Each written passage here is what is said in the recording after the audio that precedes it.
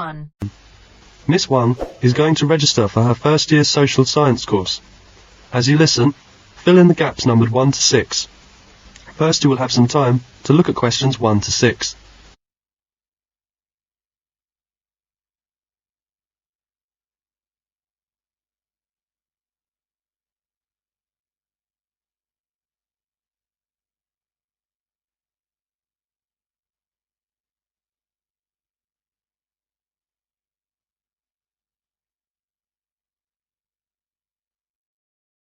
Now listen carefully and answer questions 1 to 6.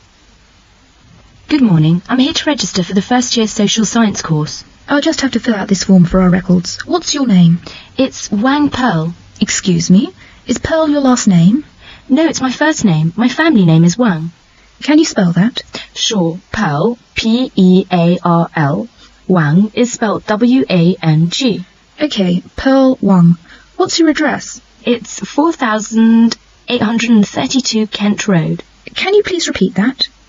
Kent, K-E-N-T, 4,832 Kent Road, flat number 301. All right. And your telephone number? I haven't got the phone on yet. I'm still looking for an accommodation which should be somewhere near the school. Okay, well, please let me have the number once the phone is connected, and I'll make a note here to be advised. And your course? First year social science course. Social science course. Now I have the timetable. Yes, here it is. You'll have Dr. Hill's lectures at 9:30 Monday morning and also Thursday morning at 10:30. How long do they last? An hour. Which room are they in? The Monday morning lectures take place in room 101. The Thursday ones are in room 215. Thank you. Pearl wants to find an accommodation near her school. She saw an advertisement in the local newsagents and telephoned immediately. As you listen to her phone call, answer the questions by circling the correct letter. First, look at the questions 7 to 10.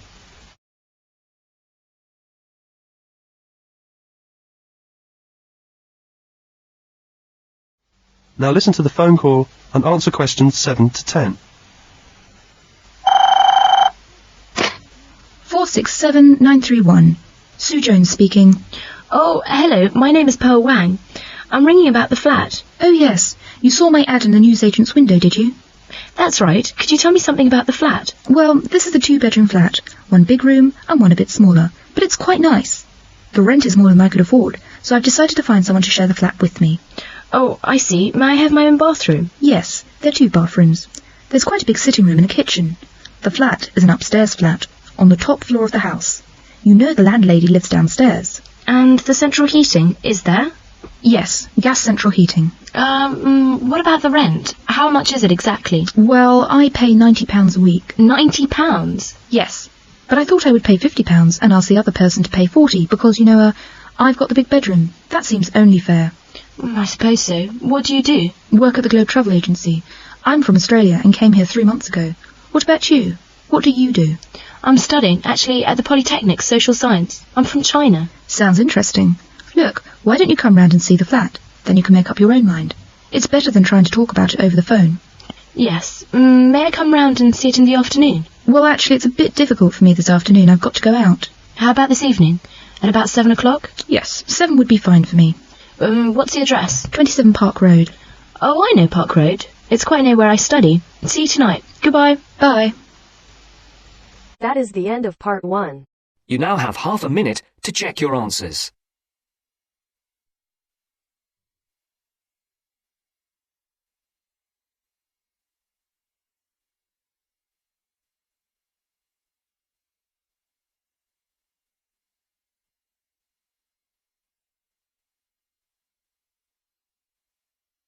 Now turns to part 2. Part 2. You are going to hear the President of Australia Retailers Association give his welcome address at a convention. First, you have some time to read questions 11 to 14.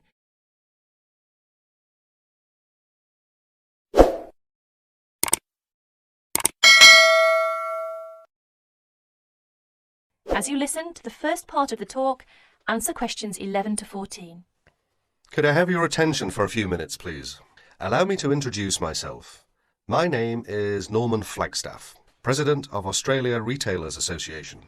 On behalf of the organising committee for our 3rd annual Retailers Convention, I'd like to welcome you all. some of whom come afar as Brisbane and Melbourne to this wonderful convention centre in our fair capital, Canberra, and hope you make most of your stay. We have been very lucky with the weather, and I sincerely hope that it keeps up for the rest of the week, and maybe even the following. No, I'm sure we won't be that lucky. I'm pleased to announce that we have received a record number of registrations for this year's week-long convention. For the first 5 days, we will be hosting more than 250 participants for the lecturers and workshops. And hopefully, up to 300 will be coming for the following 2 days of commercial demonstrations. Another first is we have a record number of speakers, up from 20 last year to 25 this year, as well as having 3 guest speakers from abroad, who I'm sure will provide us with a great deal of information of how business is conducted in Britain, and also, I think it's United States, is it? No, sorry, Canada. You'll note that we will be able to offer other overseas speakers in the next few years from different countries. Now you have a chance to read questions 15 to 20.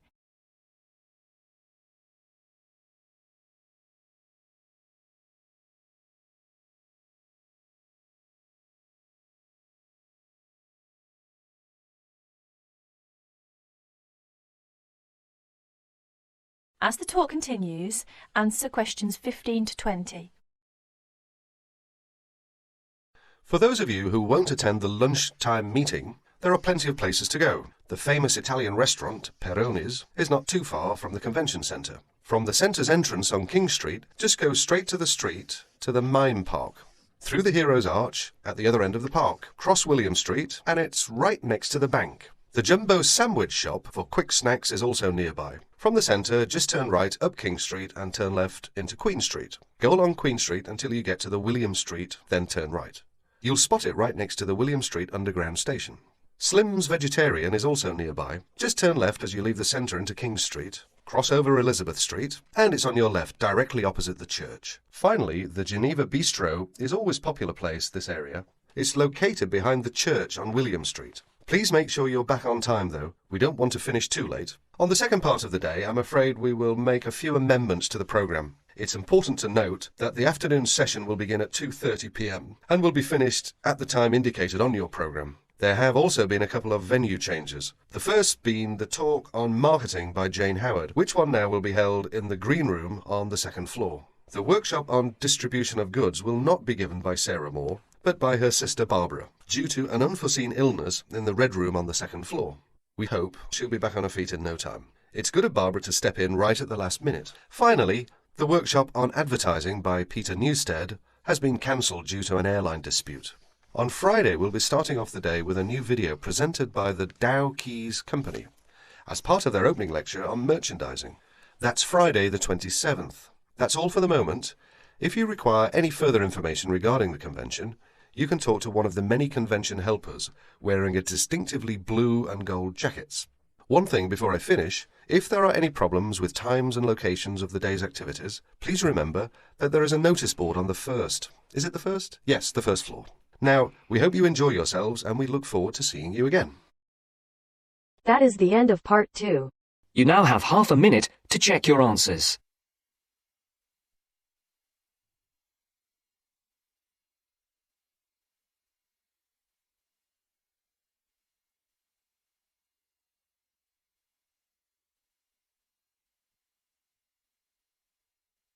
Now turns to part 3.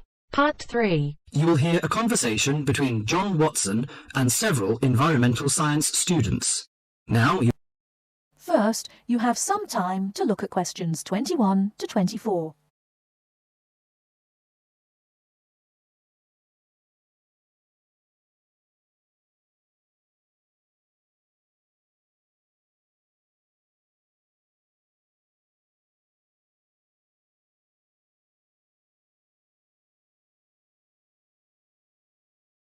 Now, listen carefully and answer questions 21 to 24.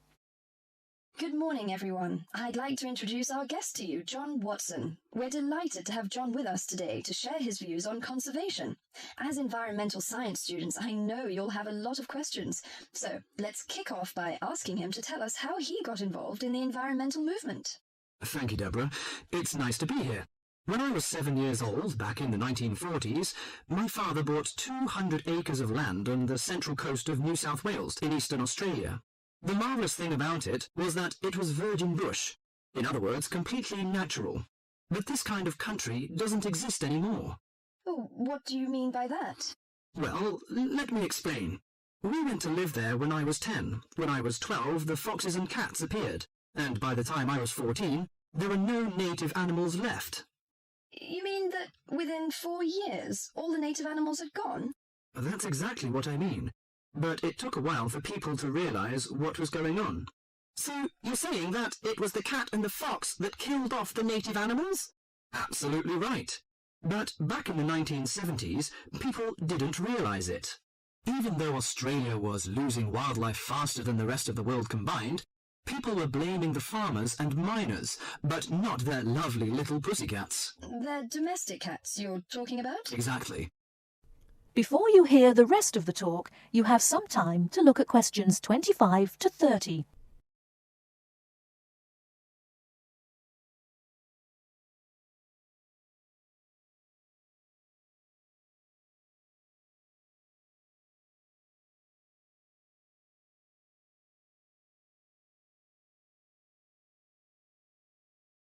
Now listen and answer questions 25 to 30. What's more, they didn't want to know. Can you tell us how you set about proving your theory that it was feral cats and foxes which were killing native animals? Well, I moved to South Australia specifically to set up a wildlife sanctuary there. Why South Australia in particular? I chose South Australia because it was the only state where it was still legal for me to fence off an area and put back locally extinct animals. That was very far-sighted of them, wasn't it? Well, not exactly. They just hadn't got around to making it illegal, though they soon tried to once they realised what I was doing. Did you ever get into trouble for your actions? Yes, once or twice. In 1976, they put me in jail for cutting down some pine trees to allow me to build a fence to keep out the cats and foxes. How did you get out of that situation? Well, I signed an agreement saying that I wouldn't go on building the sanctuary, but then I just kept on building it. That was very brave of you. Well, I figured that I had signed under duress, so I didn't feel bound by it. The sanctuary was completed in 1983 and opened to the public in 1985, and within a year it was overrun with native animals. There are other ways of protecting endangered animals, though, aren't there? You can raise public awareness through research and educational programs. Well, I don't have much time for that. Unfortunately, today we measure success in science, not by your results, but by how much funding you get. What you've done is obviously admirable. But don't you think there's an argument for letting nature take its course? I mean, don't you think cats and foxes have a right to live too? Well, no, not really. They were introduced to this country, but they don't belong here. But aren't you trying to turn back the clock? These other animals are here now. What is so important to you about native species that justifies killing any number of alien ones? I believe that evolution gave us a paradise, and that we will lose everything unless we understand the need for balance. But really, at the end of the day, it's just a belief. It's just a feeling. That is the end of part 3. You now have half a minute to check your answers.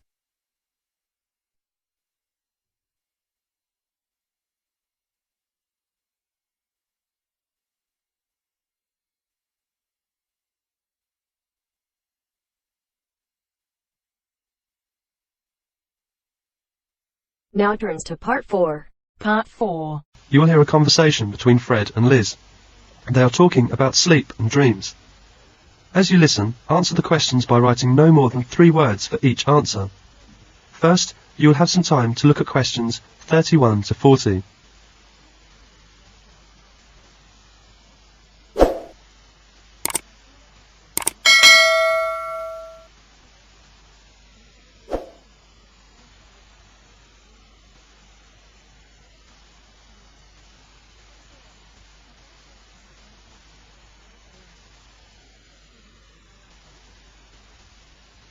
Now listen to the conversation and answer questions 31 to 40.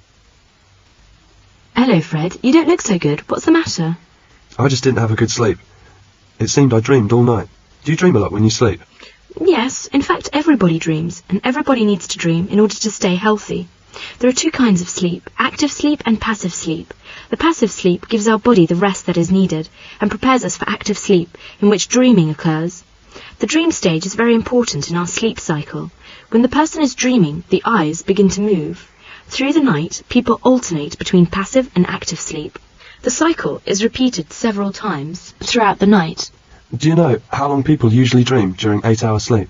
For about 1.5 hours on average, so we need active sleep because dreaming helps us to rest our minds. I see. All people experience dream cycles. Can you remember dreams?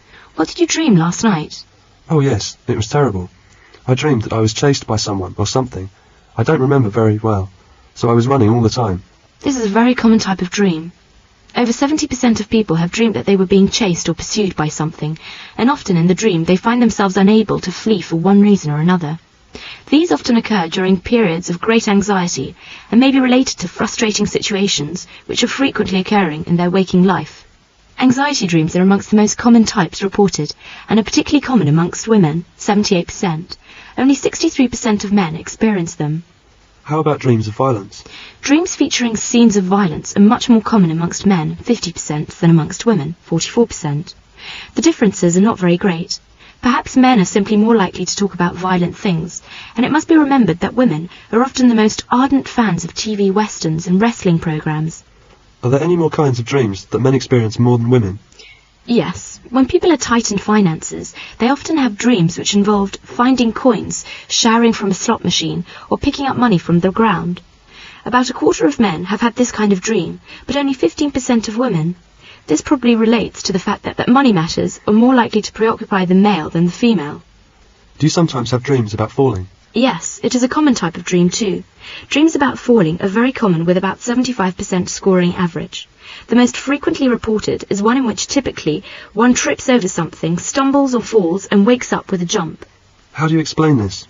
Psychologists now believe that these dreams do not have any great emotional significance, but are merely due to muscular spasms which take place on the threshold between consciousness and sleep.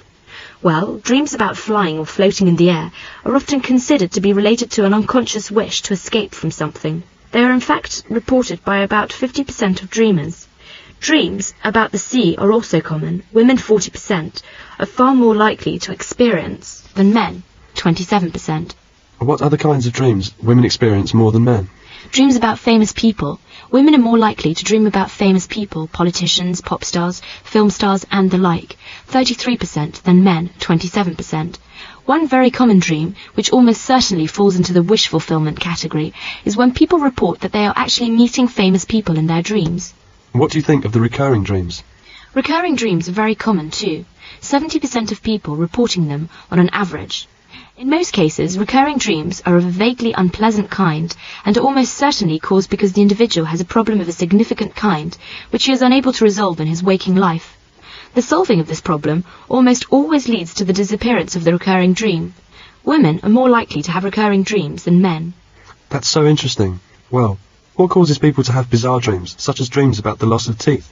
Oh, some psychologists believe that it's a memory dream referring back to that significant period in your baby life when your teeth fell out. Another explanation is that you're suffering from low-level toothache, which is not enough to get through to the conscious mind, but which trickles through into your dreams. Do you believe that dreams about the future will come true? Well, dreams about the future, which come true, are very frequently reported, though it is fair to say that scientists are very doubtful about whether these are simply coincidence or genuine peeps into the future. Almost 30% of people believe that they have had at least one such dream. That's so instructive. You are an expert in this field. Liz, how do you know so much about dreams? Don't you remember that I'm majoring in psychology? I have done some research on the topic sleep and dreams. Thank you so much. That is the end of part 4.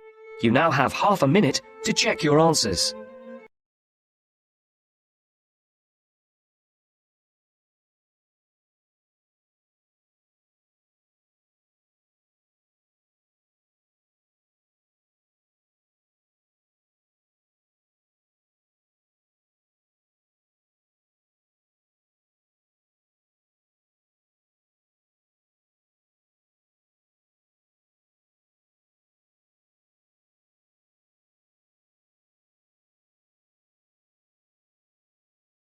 Thanks for watching. Here are other 2 videos, you can watch them as well. And if you haven't yet subscribed my channel, please subscribe it and hit the bell icon for my upcoming videos, and share these all videos among your friends.